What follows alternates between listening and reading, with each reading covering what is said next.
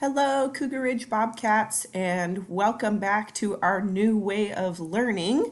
In order to help us do some different things while we're at home, I've created some videos to help you navigate how to log in to some new websites you might not have used before. So today we're going to talk about Classkick. Classkick is a really cool website that allows you to do different activities through an online portal, and then your teachers can actually give you feedback on a daily basis. So it's pretty cool. I'm going to be using the screen here. So if you look at the screen, I've got just regular Google Chrome up. So when you first use Classkick, you're going to go up to your Google search. You're going to type Classkick, which is all one word, and you just go to .com, and you'll see that little green hand symbol pop up. So when I go to the Classkick website, once it opens, you'll see a couple different options. So sign up, it's free. You don't need to sign up. We have already signed up as teachers, so you're good. But when you come over here to this login page, it says student or teacher. You're going to sign in as student. So you click student. Once it opens up to the next window, it's going to give you an option to put in a class code. This is where your teacher's email is very important because each teacher is going to have their own class code. So my class code is 900DZK, all one word. Now, when you type your name, you're going to want to make sure you type your name the exact same way every time you log in. I'm serious. Don't change any letters. Don't make it capital one time and then lowercase another, because every time you change how you type your name, it's going to create a new account for your teacher to grade. And that's kind of ridiculous. So make sure you type your name the same. So I'm going to capitalize my first name, but everything else is lowercase. So every time I log in, it's going to be like that. And then I press continue. Okay, now once I've logged in, it's going to pull up that activity for the code I used. So you are automatically logged into your math story problem practice pages. Now each page is one story problem.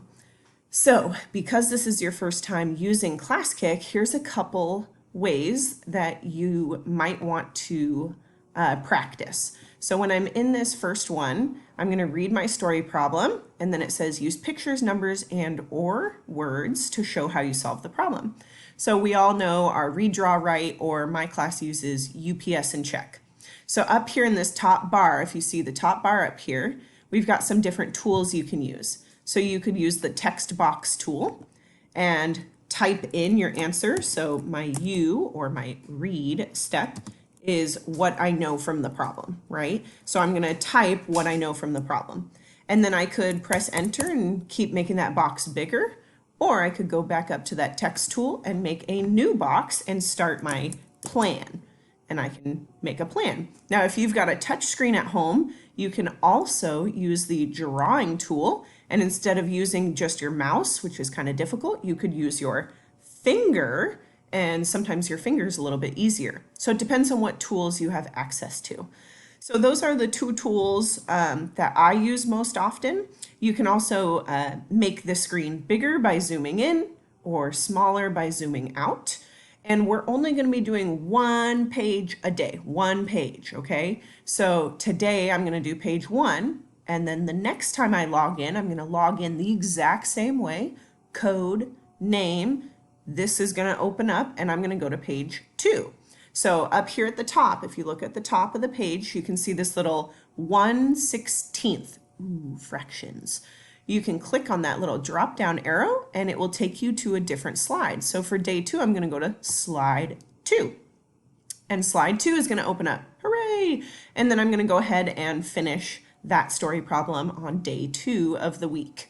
Okay, so we're going to be doing one of these a day.